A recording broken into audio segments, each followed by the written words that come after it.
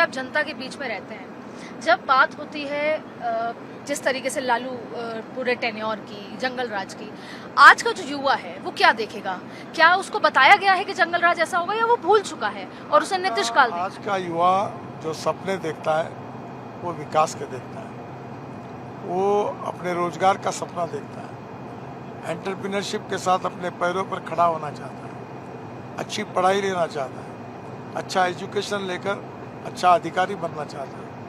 और इसलिए सबसे इम्पोर्टेंट चीज़ है जो मैं अक्सर कहता हूँ कि conversion of knowledge into wealth, ये आज के युवा की पहचान है। Innovation, entrepreneurship, science, technology, research, skill and successful practices को हम नॉलेज कहते हैं, और आज का युवा नॉलेज का कन्वर्शन वेल्थ में कर रहा है, और ये बड़े प्रमाण पर लोगों में बदलाव है। अब छोटे छोटे गांव में इंजीनियर लोग पढ़ रहे हैं, आईएएस जा रहे हैं, कोई लोग आईआईटी में जा रहे हैं, लड़कियां पढ़ रही है। एक बहुत बड़ा सोशो इकोनॉमिक एजुकेशनल ट्रांसफॉर्मेशन दिख रहा है, और वो इतना गति से भाग रहा है कि आने वाले समय में हिंदुस्तान की तस्वीर बदलेगी, और ये 100 लोग हिंदुस्तान को आत्मनिर्भर भारत बनाने में कंट्रीब्यूट करेंगे, ये मेरा विश्वास है। और सर, महिलाओं को कहाँ देखते हैं सर आप? क्योंकि पलायन हो गया, आदमी तो बाहर चले गए, सत्ता की चाबी तो महिलाओं के हाथ में है। आजकल शिक्षा में जा रही है, लड़कियां पढ़ रही है, अब बेटी बचाओ अभियान की जरूरत नहीं है,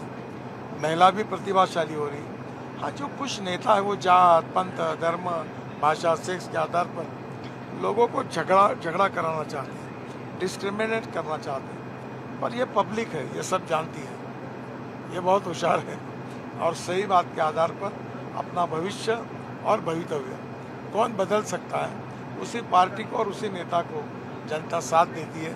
ये आज तक के इतिहास ने सिद्ध किया है, उसी के आधार पर लोग एनडीए का साथ देंगे, यही मेरा विश्वास है। आंकड़ों के लिहाज से आप कहाँ खड़े हैं सर? मेजोरिटी जीतेगी, एनडीए की सरकार रहेगी, और मुझे लगता नहीं उसमें गलती। दिल्ली के लिहाज से एक आखिरी सवाल सर, जो बहुत सारे लोग हैं जो सोशल मीडिया पे हमसे पूछते हैं कि गडकरी जी से मिले, तो पूछिए, क्योंकि आप विजनरी हैं।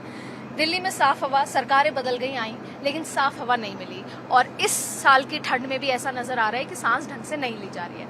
उसके लिए क्या विजन होगा सरकार का, और क्या? दिल्ली में 40% पोल्यूशन जो होता है वो ट्रांसपोर्ट सेक्टर में होता है, जिसका मैं मंत्री हूँ। हम दिल्ली में 1.5 लाख करोड़ के काम कर रहे हैं, 2 साल में ये सब काम पूरे होंगे। ट्रैफिक जाम से भी काफ़ी मुक्ति मिलेगी, और निश्चित रूप से प्रदूषण से भी मुक्ति मिलेगी।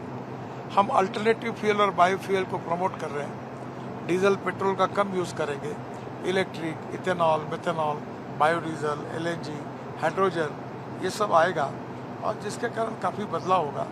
फिर दिल्ली के कचरे को हमने हटाने का निर्णय किया है। 2027 तक दिल्ली में 4 कचरे के माउंटेन हैं। अभी तक देश में हमने 80 लाख टन कचरा सेग्रीगेट करके रोड में डाला है। हम 2027 समाप्त होने के पहले ये लीगेसी सॉलिड वेस्ट को ख़त्म कर देंगे। इसके साथ परली जलती है, वो जलना बंद हो जाएगा, उसके भी प्रोजेक्ट आ रहे हैं। फिर प्रीकास्ट को अभी हमने रोड सेक्टर में मैंडेटरी किया, अब रोड फैक्ट्री में बनेंगे, उसका भी पोल्यूशन नहीं होगा, और निश्चित रूप से नए नए रोड बनने से भी प्रदूषण कम होगा।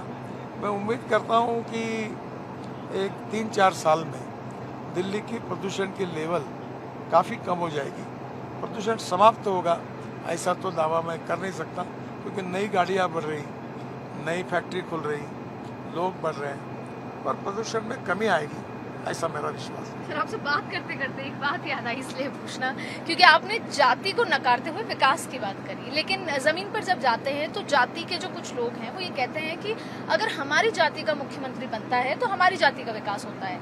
तो क्या विकास और जाति एक दूसरे से इंटरमिंगल्ड हो गए, जुड़ गए हैं इसीलिए? देखिए, मैं बहुत साफ रूप से, मैं भी सांसद हूँ, और मैं जात की बात को पसंद करता नहीं, न मैं जातिवाद को मानता हूँ, न सांप्रदायिकता को मानता हूँ।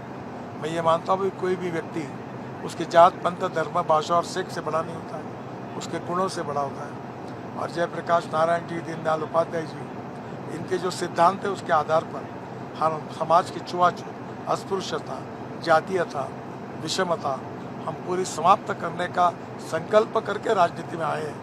हम जातीयवाद की राजनीति को ख़त्म करने का पूरी ताकत के साथ हम प्रयास करेंगे, ये हमारा निर्धार है, ये हमारा मिशन है। ये थे गडकरी जी, जिन्होंने पलायन से लेकर जाति, विकास, तमाम मुद्दों पर बेबाक तरीके से भारत 24 से बात की। आपका बहुत बहुत शुक्रिया सर, थैंक यू।